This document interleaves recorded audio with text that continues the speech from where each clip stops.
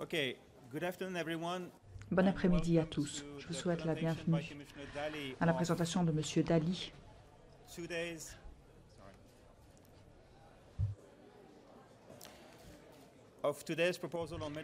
concernant la proposition adoptée aujourd'hui sur les dispositifs médicaux. Vous allez entendre la présentation du commissaire. Ensuite, il y aura un briefing technique de notre expert de la DG Sanco. Monsieur Dalli, je vous en prie. Merci beaucoup, mesdames, messieurs. Aujourd'hui, la Commission a adopté des propositions en vue de créer un nouveau cadre juridique pour les dispositifs médicaux et les dispositifs médicaux de diagnostic in vitro. La sécurité des patients et des consommateurs est l'une de mes principales préoccupations. Dès le début de mon mandat, j'ai considéré qu'une révision approfondie de la législation relative aux dispositifs médicaux devait constituer une priorité. En outre, comme d'autres, j'ai été choqué par le scandale récent des prothèses mammaires, qui n'a fait que renforcer notre détermination à agir pour éviter que de nouveaux problèmes n'apparaissent à l'avenir. L'Europe est un lieu où l'innovation dans ce domaine peut se développer tout en assurant d'excellentes normes de sécurité pour les patients, les consommateurs, les professionnels. Cependant, il faut faire en sorte que les citoyens puissent avoir toute confiance dans ces dispositifs médicaux. Les deux propositions adoptées aujourd'hui visent à renforcer de manière significative le contrôle exercé avant et après commercialisation sur des dispositifs médicaux. Nous voulons également assurer que les patients aient toujours un accès rapide aux traitements innovants. Ces améliorations vont rendre le cadre plus robuste, plus transparent, mieux adapté aux progrès technologiques et scientifiques. Dans le même temps, ce nouveau cadre va soutenir l'innovation et la compétitivité du secteur des dispositifs médicaux. Je voudrais brièvement aborder quelques éléments de ce paquet. D'abord, la portée de ce cadre juridique va être étendue et rendue plus claire. Par exemple, on va l'étendre de manière explicite aux implants à fin esthétique. On va également clarifier les choses en ce qui concerne les tests diagnostiques. Les droits, les responsabilités des fabricants, des importateurs et des distributeurs seront énoncés plus clairement. Ceci s'applique également aux services de diagnostic et aux ventes par Internet. Les exigences en matière de données cliniques seront resserrées. Les fabricants devront sans cesse contrôler la performance de leurs dispositifs médicaux dans le cadre des pratiques cliniques. Cela permettra d'améliorer constamment la sécurité et la performance des dispositifs médicaux sur le marché européen. La traçabilité des dispositifs tout au long de la chaîne d'approvisionnement sera améliorée, ce qui permettra de réagir de manière efficace et rapide aux préoccupations liées à la sécurité. La surveillance par les autorités compétentes des organismes chargés d'évaluer les dispositifs médicaux, les organismes notifiés, comme on les appelle, sera renforcée pour assurer leur compétence et leur indépendance. Les organismes notifiés vont devoir effectuer des contrôles rigoureux et réguliers sur les fabricants et devront procéder à des inspections sur place sans les annoncer au préalable. Les autorités chargées de la surveillance au niveau national devront effectuer des contrôles sur les produits, sur le marché, et la coordination sera améliorée. La transparence du système sera améliorée également, en particulier grâce à une base de données sur les dispositifs médicaux qui fournira toutes sortes d'informations pour le public, d'informations complètes à propos des produits disponibles sur le marché de l'Union européenne. Les patients, les professionnels de la santé, le public en général auront accès à des données concernant les dispositifs médicaux disponibles en Europe, ce qui leur permettra de faire des choix en toute connaissance de cause. Les propositions adoptées aujourd'hui vont maintenant être présentées au Parlement européen et au Conseil pour examen et adoption. J'espère que ce processus législatif nous permettra de progresser rapidement pour atteindre notre objectif commun, à savoir renforcer la sécurité des patients et des consommateurs dans le domaine des dispositifs médicaux. Merci pour votre attention. Je répondrai volontiers à vos questions. Merci pour le problème technique qui est malheureusement fréquent dans cette salle. Première question. Peut-être pourriez-vous clarifier ce que vous proposez sur les tests mis sur le marché libre, pourquoi vous pensez qu'ils sont nécessaires. Deuxième question. Est-ce que ce nouvelle règle permettrait d'éviter un nouveau scandale PIP? Réponse. En fait, sur les autorisations, pré-autorisations de mise sur le marché, ce n'est pas ce que nous envisageons. Il ne s'agit pas d'un processus de pré-autorisation de mise sur le marché, il s'agit plutôt d'un panel de surveillance qui permettrait de suivre les autorisations des organismes notifiés au fur et à mesure. Ce panel de surveillance, qui sera constitué d'experts de différents États membres, aurait également la possibilité d'être informé lorsqu'un dispositif médical à haut risque est planifié sur le marché, et ce, avant que l'autorisation ne soit délivrée. Ils auraient la possibilité de sélectionner des dispositifs médicaux sur la base de certains nombres de critères basés sur le risque qu'ils fixeraient eux-mêmes.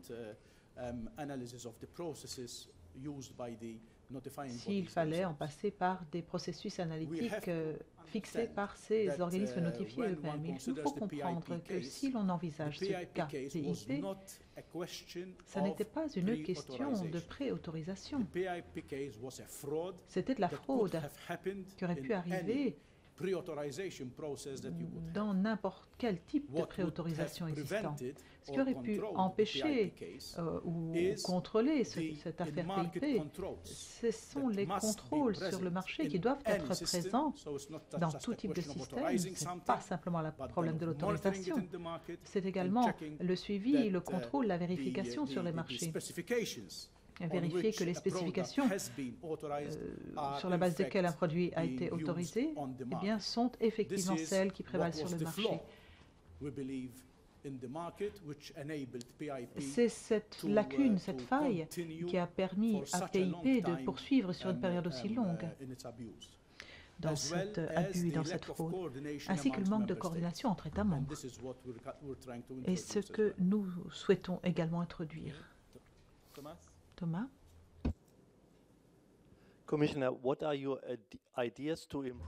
Quelles sont vos idées pour améliorer l'information pour les professionnels du secteur, les praticiens de la santé, concernant de nouveaux produits à l'avenir?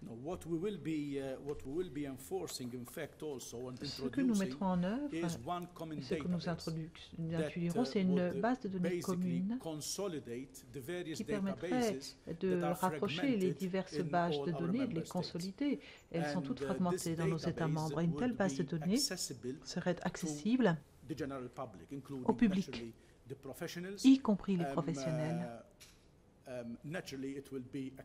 Bien entendu, avec certaines conditions, en fonction des éléments liés à la protection des données, rien de personnel, rien de privé, ni d'ailleurs rien qui pourrait être commercialisé par la suite.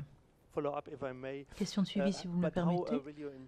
Comment est-ce que vous garantirez l'intérêt des fabricants qui ne souhaiteraient pas être informés, disons, concernant une nouvelle donnée de leurs produits et des thérapies sur Internet, alors que d'autre part, les consommateurs, les patients doivent pouvoir disposer de cette information. Comment résoudre ce problème?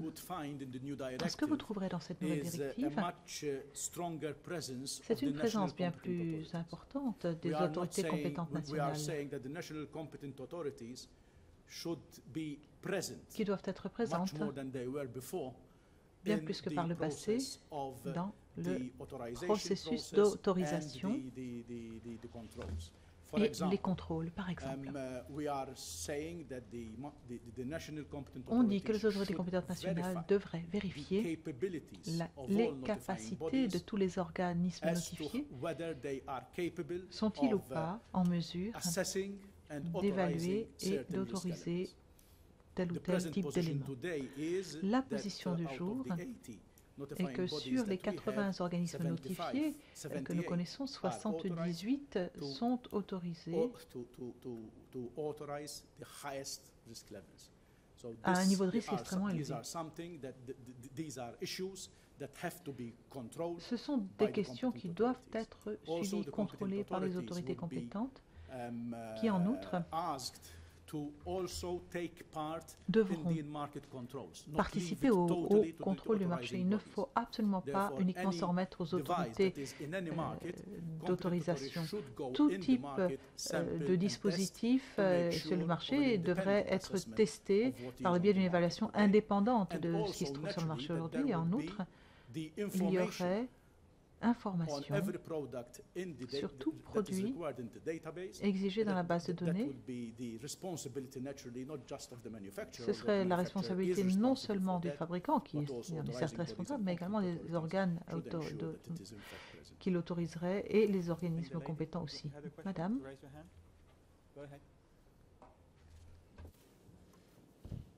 German television.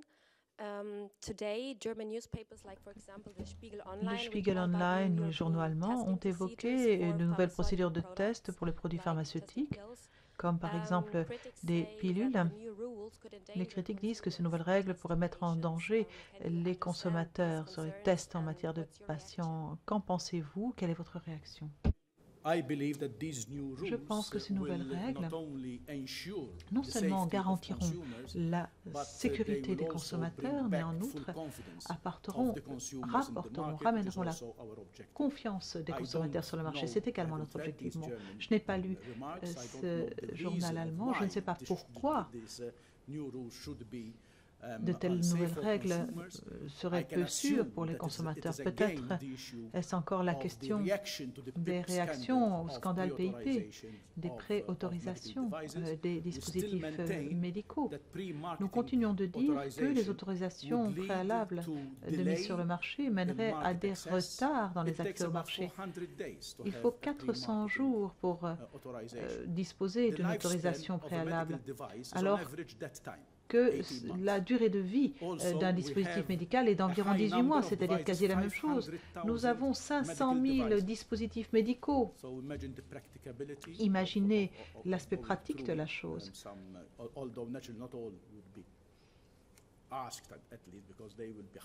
Il y a un certain nombre d'éléments, certes, qui ont bien plus de risques, et puis également la question des problèmes rencontrés par les PME, mais il fallait absolument être efficace et garantir également la sécurité des consommateurs. Tout type de problème identifié dans le système, comme j'ai dit précédemment, n'était en rien causé par les pré-autorisations de mise sur le marché et toutes les procédures y afférentes.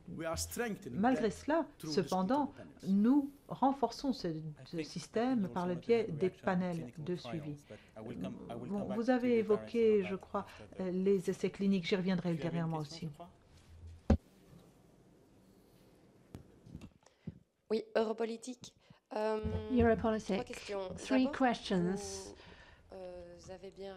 First of all, you pointed out, quite right, that the BIP scandal was a fraud case. I'd like to know whether the new rules could prevent that sort of fraud from happening. If so, how? Because apparently it wasn't a matter of there being a weakness in the rules, but rather because the manufacturer had concealed consignments. So how could you prevent that, and how?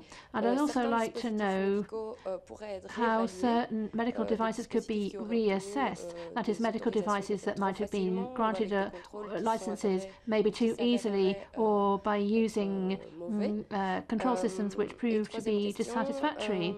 And third question, mention was made of a control period for high-risk devices. Does that proposal still feature in the text? And if that's the case, what about the industry's argument that was that the control period would extend the period required for placing a device on the market to the detriment of patients' innovation and so on and so forth?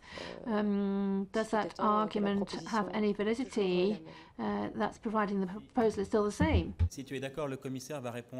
Perhaps the Commissioner will reply to the first question. For the other two, we will deal with in the technical briefing, because they are technical questions. So could you please answer the first question? On the PIP avoided again? Effectivement, alors sur la fraude PIP, nos nouvelles propositions iraient tout à fait à l'encontre de tel type de fraude. Ce qui s'est passé dans le cas PIP, il ne s'agissait pas que l'entreprise cachait un certain nombre de dispositifs, tout du contraire. En fait, il les fabriquait, il les mettait sur le marché dans un cadre, dans des spécifications qui étaient complètement différentes de celles qui avaient été approuvées initialement. Donc, ce que nous soulignons ici, il y a quand même deux aspects qui vont éliminer ce problème. C'est d'abord les contrôles sur le marché qui doivent être réalisés régulièrement, non seulement par des organismes d'autorisation, mais aussi par les autorités compétentes nationales, afin de disposer d'une évaluation indépendante, surtout sur les dispositifs à risque. Et si ceci se passait sur le marché, le scandale PIP aurait pu être détecté bien avant, de nombreuses années avant, et cela aurait été éliminé. Donc, deuxième point, nous assurons que les inspections, au moins un certain nombre des inspections réalisées par les organes autorisés et les autorités compétentes seront notifiées aux fabricants. Jusqu'à présent, toutes ces inspections ont été notifiées, ce qui veut dire que lorsqu'un organisme notifié allait vers un organisme pour les contrôler, il leur disait 2 mois à l'avance de la date, il les notifiait de leur visite. Alors, PIP aurait pu s'organiser en interne, ça a été le cas d'ailleurs pour éviter un contrôle, alors qu'une annonce, une visite non annoncée irait tout à fait à l'encontre d'un tel cas. Ça permettrait de contrer une affaire PIP. C'est ce que nous faisons. Alors voilà finalement les garanties, les assurances que nous avons pour éviter qu'une affaire PIP ne se renouvelle.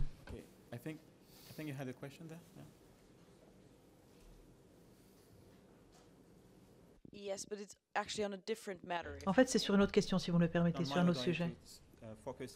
On va se concentrer sur les dispositifs médicaux et ensuite je vous reprendrai si vous le voulez bien.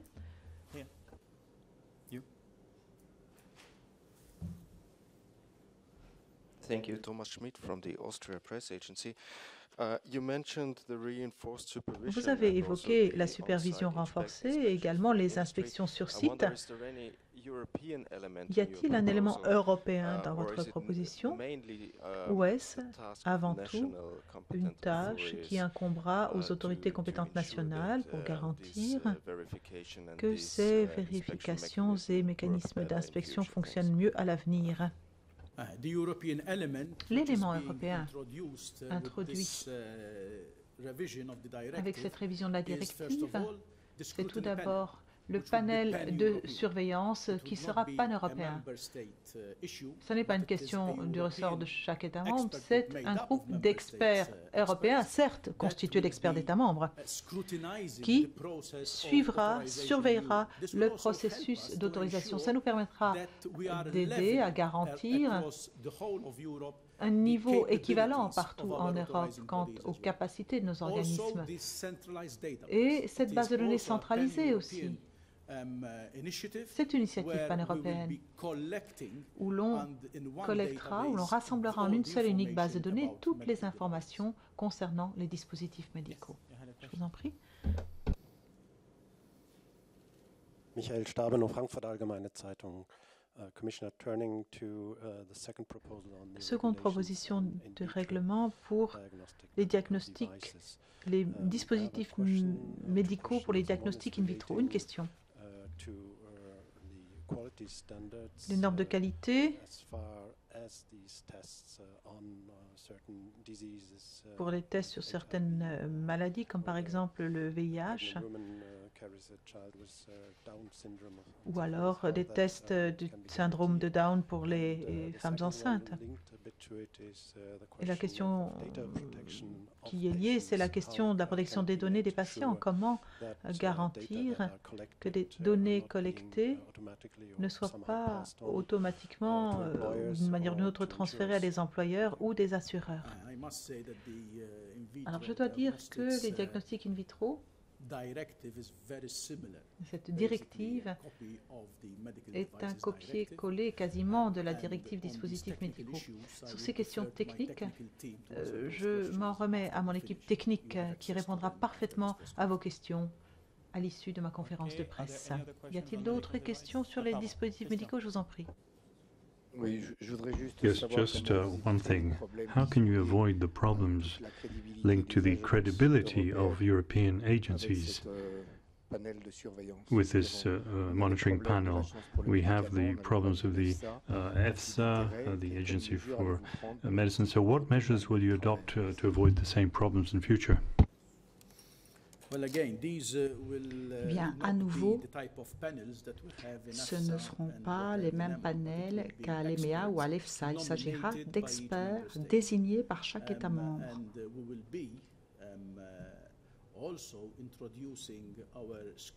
Et nous allons également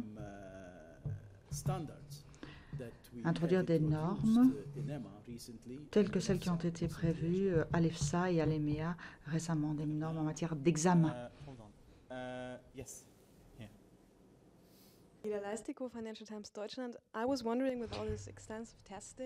Avec tous ces tests,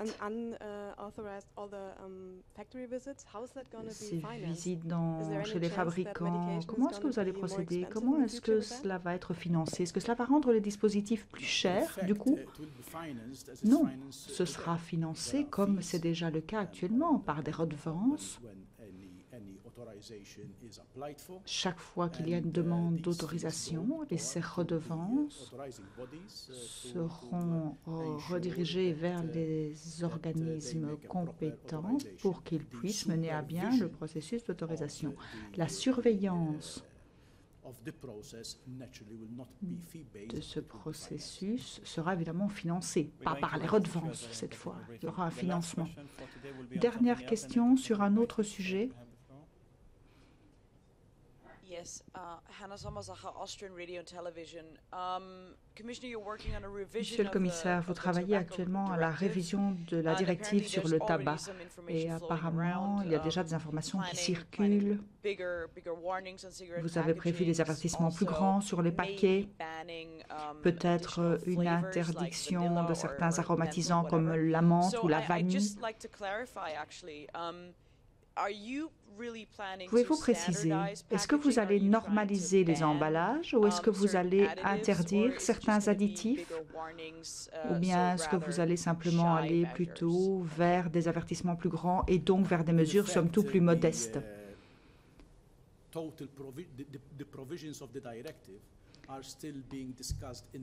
Cette directive fait toujours l'objet d'une discussion en interne à la Commission et donc je ne peux pas encore vous donner de réponse définitive à propos de nos propositions. En ce qui concerne l'objectif, cependant, nous l'avons déjà répété, les statistiques sont claires. 700 000 personnes meurent du tabagisme chaque année. 70% des fumeurs commencent à fumer avant l'âge de 18 ans. Et donc, notre objectif est très clair. Nous devons saper le caractère attractif du tabac, surtout pour les jeunes. Et nous visons surtout les jeunes filles. Les statistiques, en effet, montrent que de plus en plus de jeunes filles commencent à fumer. Nous allons mettre un terme à cette conférence de presse. Merci, Monsieur le Commissaire. J'appelle maintenant mes collègues qui s'occupent des questions plus techniques.